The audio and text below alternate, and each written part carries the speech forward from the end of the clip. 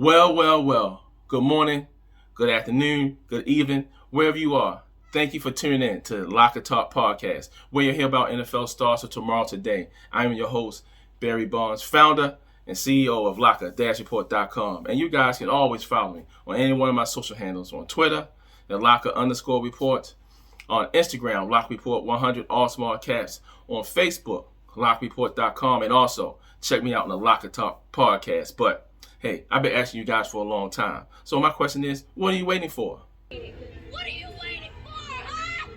Yes, what are you waiting for? Subscribe today to on YouTube, Locker Talk Podcast, where you guys can always stay intact on all the nooks and crannies of the NFL that you will not hear from anywhere else around here. Around the world, you can get some great stuff about the NFL that you won't hear anywhere else, especially if you're a football junkie trying to find out who's the next big thing. And of course, check me out on the Bashing News Radio Network, where you listen to me anytime at your leisure. Now, 2020 NFL season was fantastic. We know that it ended on a bang with the Tampa Bay Buccaneers winning the Super Bowl. We got all that great stuff. So it definitely ended strong the way how everyone expected the season. Despite the COVID-19, the protocols, our football operations, the guys did in New York, put everything together. All the teams, all 32, did that thing to make sure that everyone was safe. Worked the protocols perfect to perfection. Yeah, you had some bumps in the road there, some adjustments was made, but they still got through the season successfully, and now they're ready to move on right into the 2021 season. However, we're not finished with 2020 just yet, almost there. In regards to the players who came through the NFL Regional Combine, this season was fantastic. A lot of great things happened with these players from the NFL Regional Combine. At the season's end, there were 84 players from the NFL Regional Combine that were on NFL squads. It's fantastic. And out of those 84, 31 of those guys were rookies. Rookies, a real strong year for the platform. The most rookies ever to finish out NFL season. So that was definitely history that was made. But that was just one part. Now we're going to look at the year in review. Now we had the year in reviews for everyone else, but why not have something for the guys that came through the NFL Regional Combine? Because, hey, they are just as much as the story of the NFL they want to get into. This week, we're going to focus on the offensive players. The offensive players that came through the process. And I tell you, these players did not let down. And when we think about the Regional Combine and the Regional Combine platform for years, since dating all the way back to 2012 when they first came on the scene, when football operations had invested into this great platform. The defense was the backbone in carrying this platform to where it is now. And then all of a sudden, that's when you start to see the offensive players really starting to take, full stride. The kicking specialist was doing that thing with Johnny Heckler, Greg Zuerlein. These guys was doing it for the special teams. But the offense, they just need a little kickstart. So we had little sprinkles of good offensive players there, here and there. But that's when 2017 started to roll around, and that's when we had Minnesota Vikings wide receiver Adam Thielen start to really take it on his shoulders. He probably didn't even realize it, but he was that pioneer guy for the offense that started carrying it. And then he signed a big-time mega deal, two-time All-Pro wide receiver in the NFL. So clearly, he's like the face of the platform, which is great. From that point on, that's when we started seeing more offensive guys starting to come around, the Seth Roberts of the world, starting to really get, take ownership, starting to make things happen for them in the league. So you had guys like him starting, Isaiah Penny, fullback from New York Giants, started slowly to put their names in. C.J. Ham, another Pro Bowl player, fullback from Minnesota Vikings, all these great guys. But 2020 was a breakout year for several offensive players. And one guy in particular that really waited his time the correct way, being an understudy, and we're talking about Robert Tonyan Jr., Robert Tonyan Jr., the tight end for the Green Bay Packers. He's been sensational all season long, waited his time, and his time has shined in 2020 season. And I'll tell you, in 2019, check this out, 2019, he only caught 10 passes. 2020 season, he caught 11 touchdowns. 11 touchdowns. 1 year, 10 passes. The following year, 11 touchdowns. Robert Tonyan had himself a phenomenal season as the tight end for the Green Bay Packers, and he waited in the shoulders, he waited in the wings for his opportunity to come, and when his opportunity came, That's when the Packers put him in prime time, along with those other talented pass catchers that Aaron Rodgers had to throw to. Now, check this out. Tonyan was targeted 58 times this year, 58 times, and out of those 58 times, he caught 52 passes. Okay, on paper, looked like he may have dropped 7 passes, but hey, I've been monitoring all his games all season long. Those 7 passes that shows up on the stats as if he was passes that he had dropped, they were actually 7 passes that Aaron Rodgers actually targeted in his direction, and they were not catchable balls. So he could not catch those passes, but it was targeted to him, it went over his head or was to the ground. Robert Tonyan never had a chance to really catch those 7 passes, which was all right, which was okay. But this is the awesome part. With that being said, Robert Tonyan did not drop a pass all season long. Get that, all season long, he did not drop a pass. Every time the ball touched his hand, he caught it. Every single time. Even in the postseason, he was targeted 8 times, caught all 8 of his passes for 60 yards, and he still managed to get a touchdown in the postseason when they had played the Tampa Bay Buccaneers. That was fantastic. So Robert had himself a solid year, a dream year for what he was able to do for the Packers, pretty much making his debut, so to speak, although quietly people knew who he was. But 2020, breakout year, it's going to be really interesting to see what's going to happen with him doing free agency, with the Packers sign for a long-time deal, or one of their rivals try to steal him from the Packers. Either way, Robert Tonyan, up-and-coming tight end, watch out for him. He's going to be up there soon with the big names of, the Kittles and the Kelseys. Watch out for him. Robert Tonyan, the dude is fantastic. Now, Adam Thielen, we talked about Adam Thielen. Adam Thielen's pretty much been the backbone for the regional combine platform for the offensive players. 2-time All-Pro. You'll say to yourself, what Adam can do, what more can he do to show that he's one of the better wide receivers in the NFL? Now, with the year that he had, now he was actually looked at as the number 1. He actually came in 2020 season as, I would say, the number 1, knowing that Stephon Diggs are now with the Buffalo Bills. Adam Thielen coming in the number 1, been double teamed a lot this year, got a little banged up here and there. However, one thing you can't do, stop the heart of a champion. And that's when you saw Adam Thielen go out there and do his thing on the field this year. In 15 games that he played, he was targeted 108 times. Out of those targets 108 times, he caught 74 passes for 925 yards. For missing the game, he probably would have got over 1,000 yards. Now, out of those 74 completions, 52 of those were first down conversions. And he did carry the ball 3 times 15 yards. Not a running back. But anyway, had to still throw that stat in there. What Adam Thielen did this year, he also did something that he never done before. He caught the most touchdowns in one season in his career. He caught 14 touchdowns this year. Knowing how things are going to move forward with the Vikings, still being that number 1 guy for Minnesota Vikings, got forced with those double teams, got banged up a little bit. I'm quite for sure Adam's getting himself stronger. He's going to come back. He already know that he can handle the double teams. There may have been some doubters that probably question it. I think he put those guys to sleep and quiet them down for the 2020 season. Now when we go to 2021, he's going to bulk up a little bit, get ready for those double teams, continue to be that fiery wide receiver that he is. I'm telling you, Adam Thielen is that guy. Continue to watch out for him. Can't wait to see his name get called as a Pro Bowler once again. Now, Keelan Cole, wide receiver for Jacksonville Jaguars. Yes, Jacksonville only won 1 game. Who cares? All right, that's just one side of the story. We're going to talk about the play. Cole's solid season, although it was a quiet season, but it was actually his best career season so far. Let me explain. With this season, career season that was set, he was targeted 88 times, the most he ever been targeted in the season. Out of those targets, he caught 55 passes, the most that he ever caught in one season.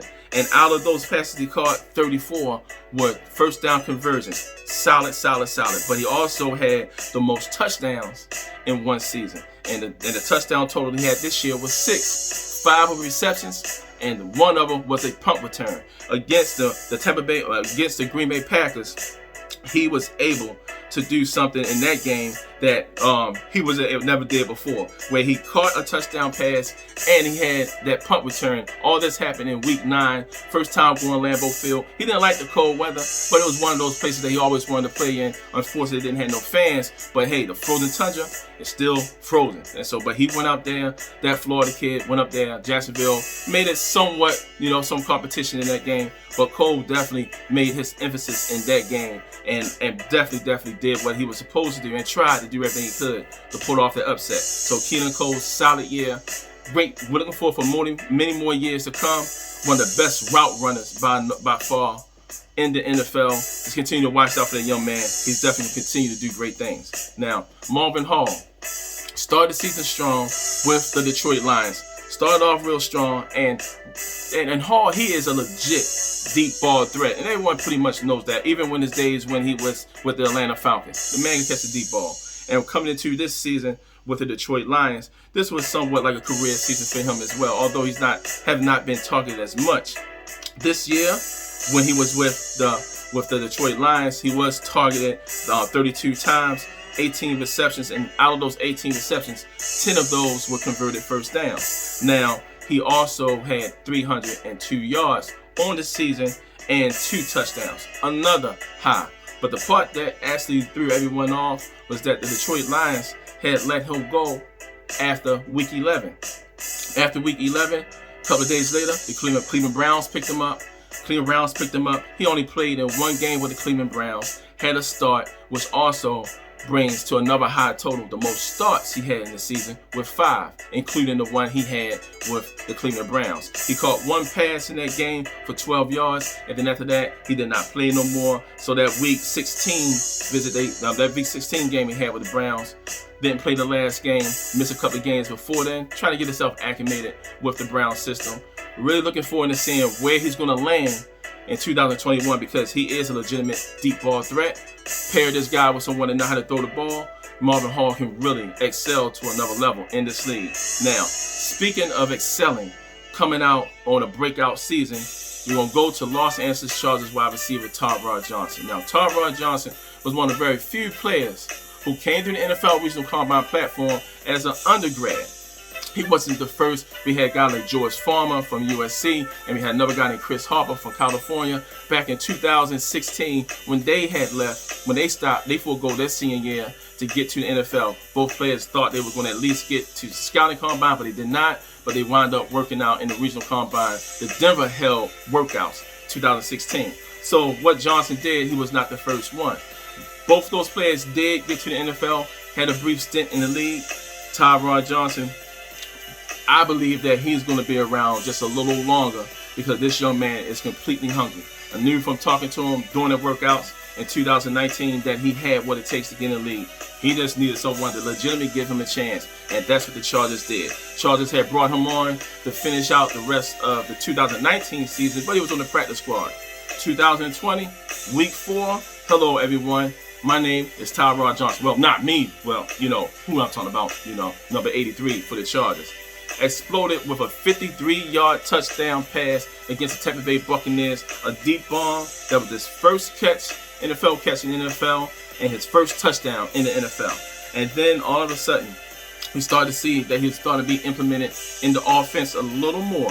He was actually targeted through the whole season 26 times, caught 20 of those passes for 398 yards, 3 touchdown totals for his debut, and he played in 264 offensive snaps and 65 special team snaps.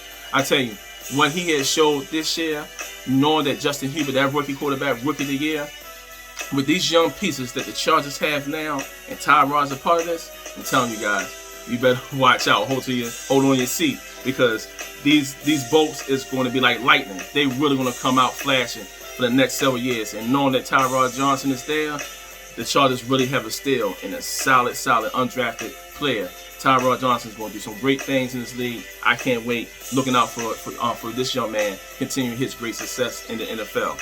Now, the offensive lineman, when we talk about offensive lineman, there were several ones. Now, when we talked about the platform, the offensive lineman was also the other part of the backbone right before Adam Thielen really just took off and became that guy.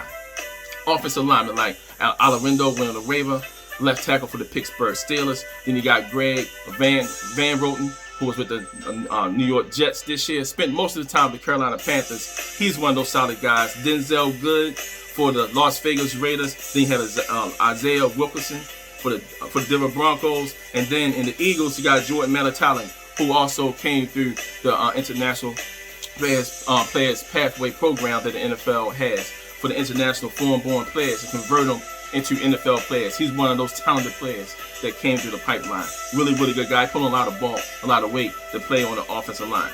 But when we talk about offensive lineman right now, Austin Reiter is that guy, the center for the Kansas City Chiefs. This young man has kept Patrick Mahomes pretty much clean coming up in the middle. Well, we're trying to keep the defenders out of his face. He's done a solid job in making sure that Patrick Mahomes do not get all banged up with that pressure coming in his face. Mahomes normally roll out left and right. Austin had nothing to do with that, but he does his job in the middle. Very smart, highly intelligent, solid center in his NFL. Now, one of the things that stood about him this year was really, really remarkable. Out of 13 regular season games this year, check this out, folks. He played in 867 snaps. 867 snaps. Now, that's a lot. That counted for about 79% of the offensive production this year. Out of all those snaps during the regular season, not once did Austin have a penalty called against him. Not once. Not a holding, not a false start, nothing. No clipping, no illegal block, nothing. He was clean, penalty-free all season long. But it did come to an end when they played the Cleveland Browns in the divisional round when he got caught for holding. Other than that, all season long, pretty much was perfect in all his executions. Doing a solid job. It's going to be interesting to see where he lands at. We know that the Chiefs are retooling their offensive line. Hopefully they invest in this young man. He has shown that he can carry this weight and help this offense continue to succeed into great things in the NFL. Really looking forward to seeing what he's going to do or where he's going to land because he's been pretty solid. Now, quarterbacks. Nick Mullins, he had himself a decent year. The 49ers was banged up across the board. Nick Mullins had to come in and play, mop up duty for the most of the season. He had, out of all his attempts, 326 attempts. He had 211 completions, which finished the season with 65%. Not bad. And he racked up 2,437 yards.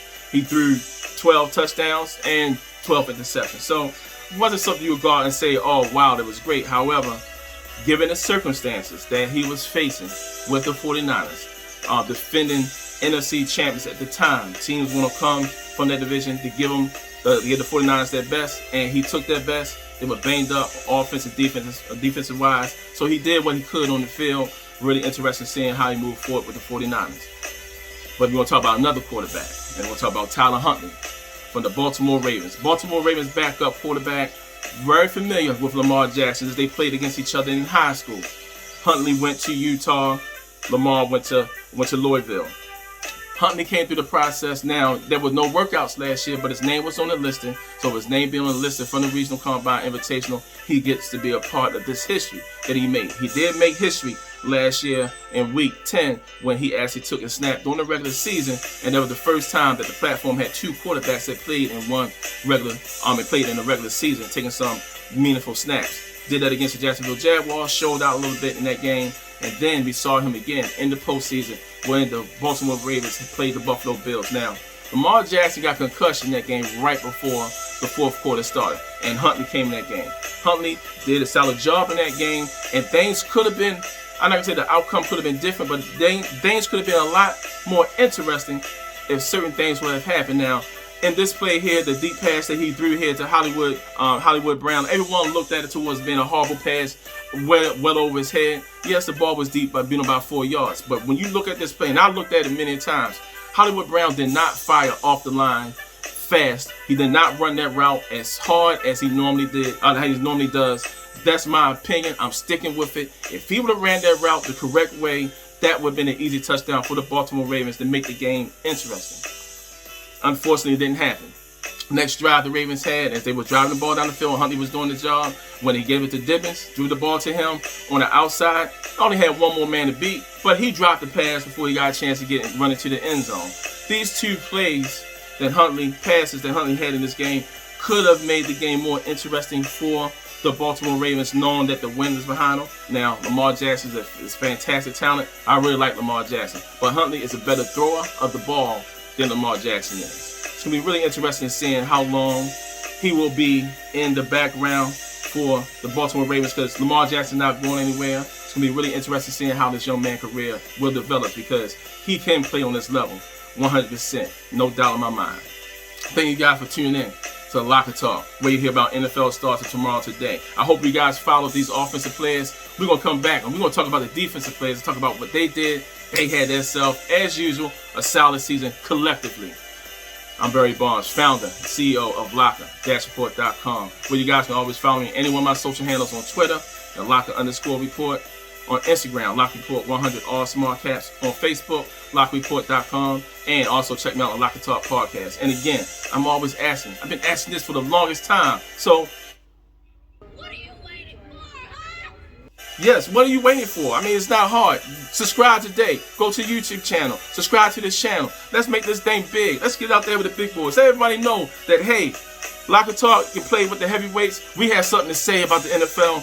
Hey, all you guys got to do is just subscribe and let's blow this thing up. Hey, the NFL is big enough for everyone, but anytime you have something that's different and unique that makes sense, you can't beat it. Everyone stay blessed. Talk to you guys soon. Let's go.